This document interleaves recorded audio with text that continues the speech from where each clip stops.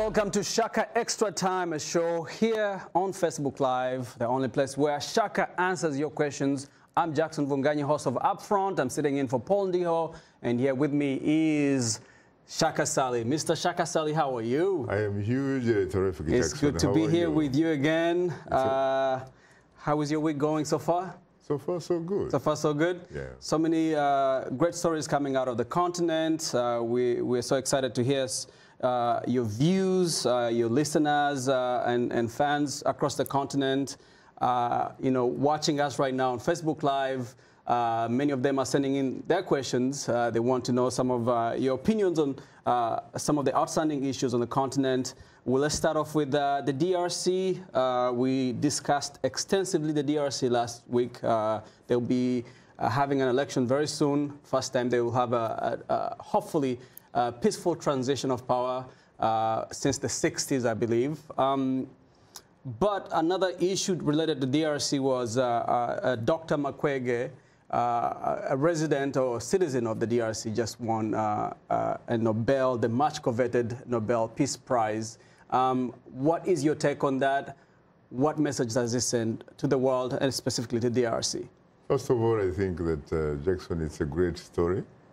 And it is a positive story, really, because when we talk about the Congo, most of the time, we're talking about violence, we're talking about negative things. Conflict and what have you. And appropriately, of course, Dr. Mukwege gets a prize that empowers the Congo to be associated with peace, with something good, really, something to be very proud of.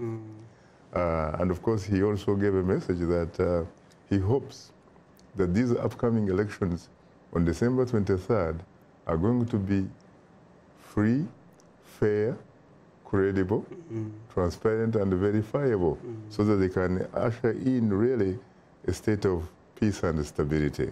What are you reading about the DRC so far? Do you see the elections being free and fair and credible, based on some of the things that you're reading on the news? Well, of course, there have been a lot of complaints, criticism, and all that kind of stuff. But I think we should actually give the authorities on the ground the benefit of the doubt.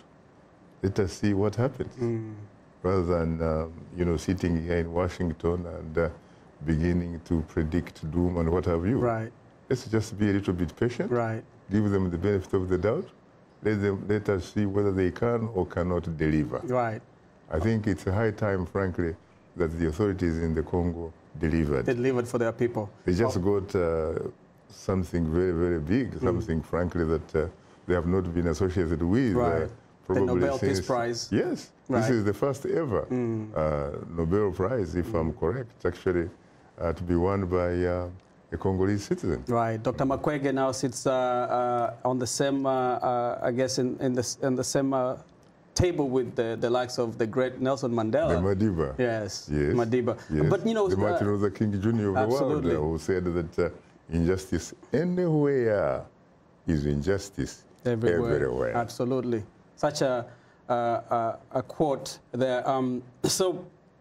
Another story that came out of the DRC is that the president, Joseph Kabila, the outgoing president, is likely to run again after the current president, I think in 2023, after the president who wins the next elections, that Kabila will be likely to run again. What does that say about the president himself, the intentions of President Kabila himself, and what does that mean for peace in the DRC?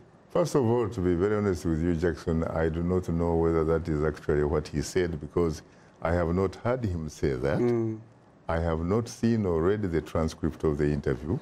It seems to me that that might, in fact, be a conclusion that was made by the journalist the Reuters. That interviewed him, because I remember seeing something where President Joseph Kabila said that in politics, like in life, he would leave his options open and all that kind of stuff. So he insinuated that he might run again. I guess that the takeaway from that conversation with the reporter, reporter thought that he probably said that he might run again and pull like a Putin type situation where he puts in somebody like a figurehead to run now and become president, but then lets him run again. The Russian president, yes. you know, having, of course, a Medvedev and all kind of stuff, Yes. serving one term while he is a prime minister, and coming back. After all, let's face it, the constitution, in fact, of the DRC is silent on that. You know, it only has a problem when you extend the period to a third term.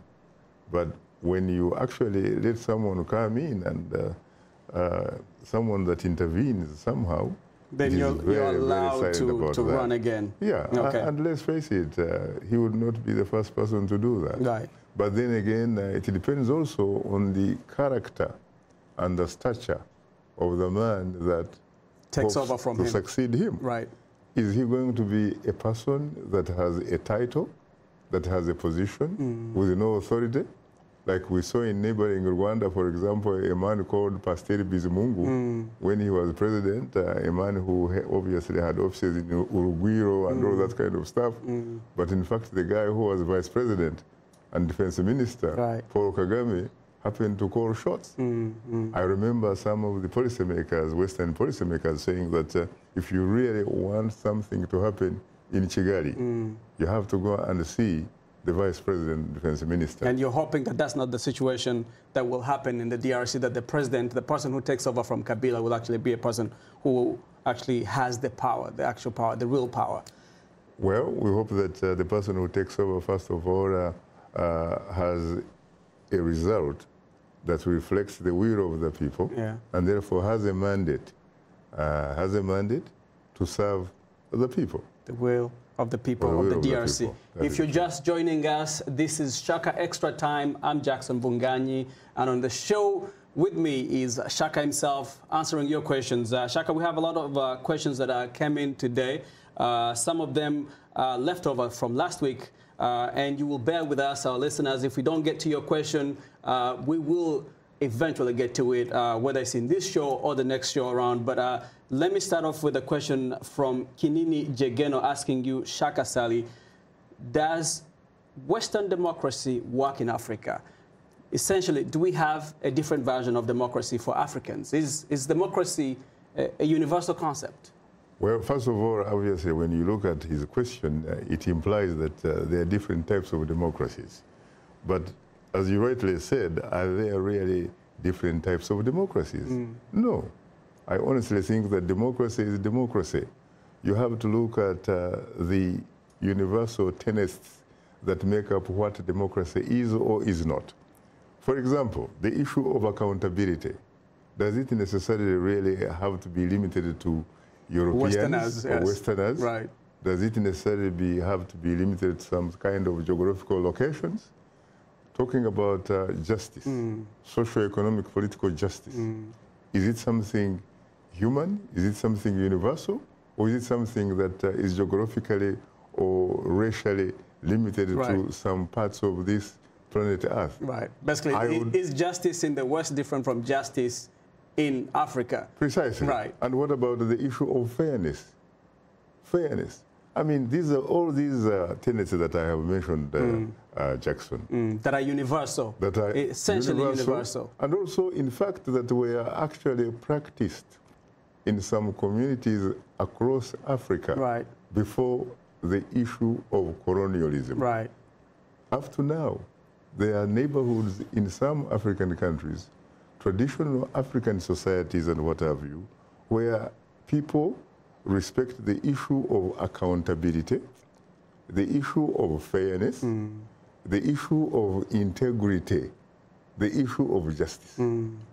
That in fact, when a man or woman reflects some of these tenets, it is more than money in the bank. Even before Western democracy came into Africa, we practiced some form of democracy that very much mirrors what we see, what we call Western democracy. As a matter of fact, across Africa, when you go to ordinary people, these are things, in fact, they practice, to be honest with you. The issue comes to the situation of people who actually hold and control what is called the state, the government. That is the issue.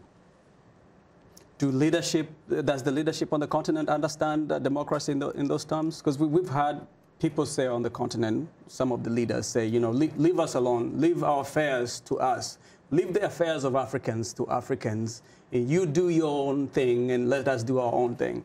It is very interesting. I wish they were right, and in fact, I wish they were even serious in the sense that they actually meant it, because when it comes to foreign aid, for example, they don't consider that as foreign interference. I mean, to be very honest with you, there are countries, I don't have to mention them, they pretty much, in fact, depend in terms of paying the salaries of their civil servants. The national budget is basically... Their national security people and what have you.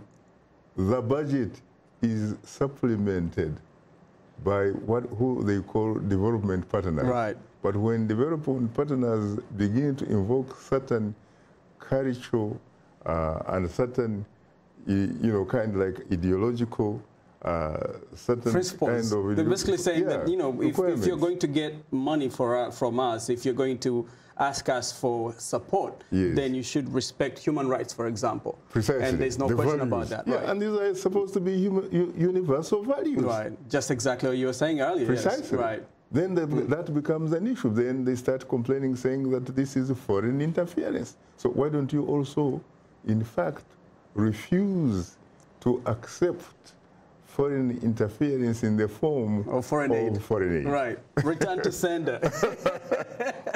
Shaka, in terms of democracy, obviously, many countries struggle with democracy, and it's very interesting to see these principles in action. And one of the stories on the continent is from Liberia, and we have a question from Liberia we didn't get to last time, and I'm hoping that we get to it right now. Is from Jeremiah K. Sako from Liberia, and he asks, what is your take, Shaka, on what is unfolding in Liberia regarding the raffle, I guess, the beef between President George Weah and his Vice President Joel Howard Taylor, and he asks, is this unique to African politics? And I guess I wanted to add further to it, do you see any other parallels on the continent between this, the schism, the breakage between these two powerful political figures in Liberia? Oh, yeah, they are. In fact,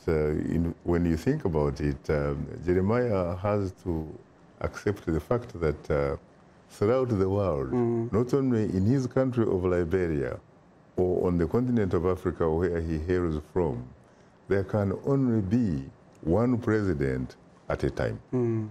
There can only be one president at a time, and the president, whether that person was a running mate or was appointed and what have you, that person has to be loyal to number one, has to be supportive, cannot be competitive. As a matter of fact, they used to say here in the United States that if you are a vice president, you are in a very, very complicated position, because sometimes when a vice president stands next to the president, sometimes they would say that that individual does not even know how to hold himself. It's overshadowed by the office and the presence of the president. Precisely. Right. He's supposed to be very supportive, not competitive. He has to wait for his turn. And I think that we have seen Is this that what happened in Liberia? I've not been reading so much about what happened in Liberia, but what exactly is happening between Vice President Joel Howard and President George M. Weah, who will be coming, I think, very soon to his first year term in office? Am I correct? Yeah, he will be, of course, he still has time on his first term. The issue was about travel. The Vice President, Joel Howard Taylor, who, by the way, happens to be a former First Lady of Liberia, because she used to be a wife of, guess who?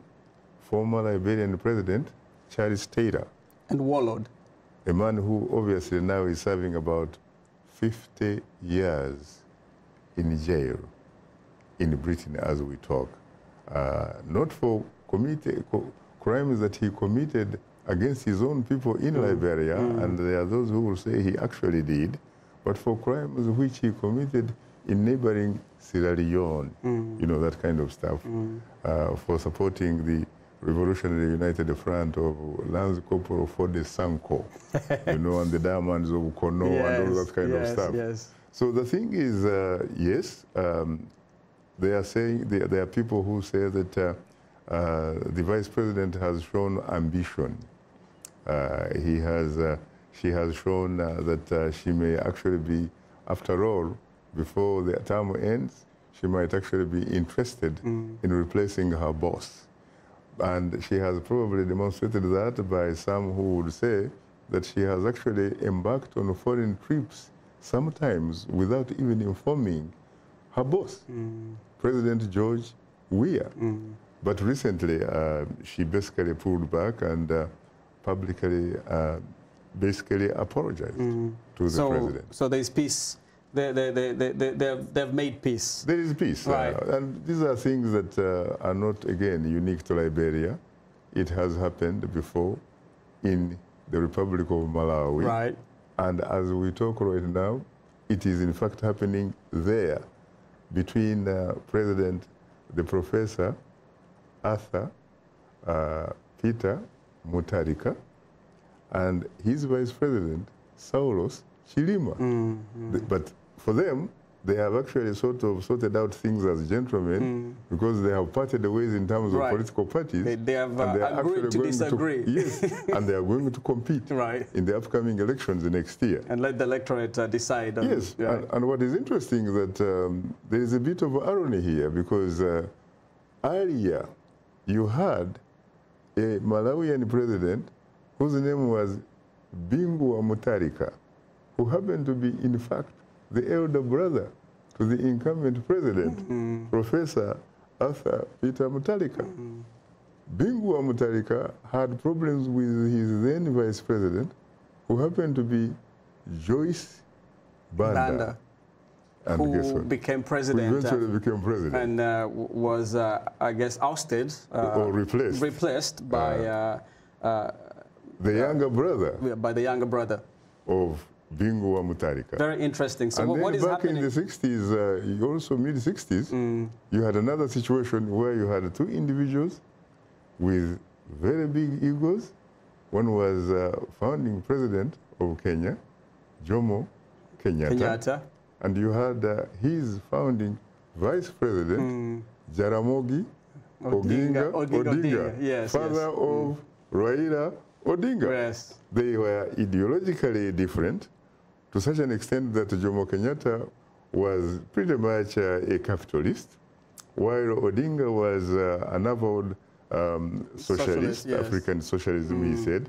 And in fact, he wrote a book which was symbolic of the fact that Kenya was not yet independent. Yes. The book, in fact, is called Not Yet Uhuru. And for those who have never actually accessed it, I would very strongly recommend that they actually look for it and read it. Very interesting, very interesting parallels, you know, in history. And so basically what is happening in Liberia is not any different from what has happened in many parts of the continent. Oh, yeah. The fallout between the president and their vice president. So it just happens to be that whichever country you can talk about, or you talk about really, you have to accept the principle that there can only be one president at a time.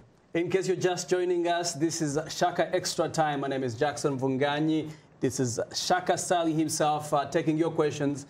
We have a question that just came in from the DRC. I guess we've been answering a lot of questions from the DRC because of the importance of the upcoming elections. And the question is from Ayan Awan and asks, is it an indication that the DRC election will not be free and fair since Kabila is planning a comeback? And does that mean that he's planning life presidency?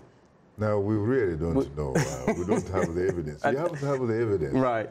Or you have to have the facts for both before you make those types of conclusions again. Question from Rael Juanita asks, Shaka, do Western powers interfere in elections, with elections in Africa? Well, again, it has to be the issue of facts. You have to have facts or you have to have evidence. Yes, there have been some reports about how some Western powers or Western countries, in some cases, have had favorite candidates who they definitely would like to win so that they can do business with them. And there have been situations where they look at certain candidates and they don't say, feel this is the comfortable. person who would be able to serve my interests and not look into my my past and some of the things that I did. The Swahili have a very interesting, you know, word or title for that. They call it Nyampara. Nyampara. Nyampara. Does that mean like a sycophant? Or? You could say sycophant, but literally I think it means something like a foreman. Okay. Something like... somebody who has your best interests, who looks like out for you. Supervisor, yes. Someone who takes care of your interests and does not contradict you because you are the boss. Yes. Let's go to Uganda. Arua Mwebesa Splendor asks Shaka, do you think there is need for any political dialogue in Uganda between the incumbent President Yoweri Museveni and the opposition? I think that if there were such a thing, it would be a positive step in the right direction. Because let's face it, there is precedence for that on the African continent. In the 1990s, especially Francophone Africa, because of the policies at the time from Paris, was President Mitterrand. He put conditions on aid. He said, in order for you to continue receiving aid from France, you are going to have to be democratic, or at least you are going to have to show a semblance of democracy.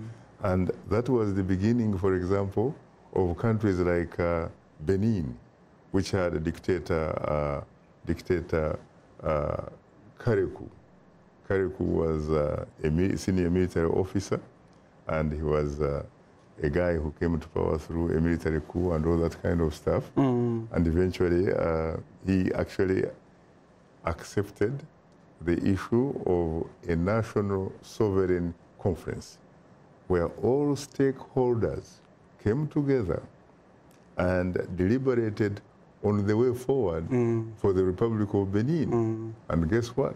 When he actually ran against a man called Soglo, who had been working for the United Nations and stuff like that, Soglo was able to beat Kareku. Soglo served one term, and in the second term, you can't believe it, Kareku ran against then incumbent President Soglo and actually beat him.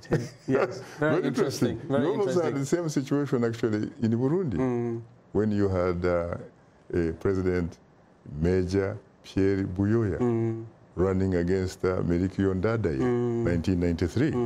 And you remember it was very interesting because I asked Buyoya at one time in an interview, I said, what kind of African president really are you, if indeed, in fact, you can hold an election that you end up losing?